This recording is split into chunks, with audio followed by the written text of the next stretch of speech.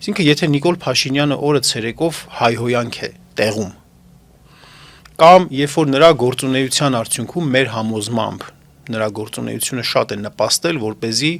Արցախը այլևս այս պահի դրությամբ ժամանակավորապես մերը չլինի, կամ մենք գնահատում ենք, որ նրա քայլերի արդյունքում Հայաստանում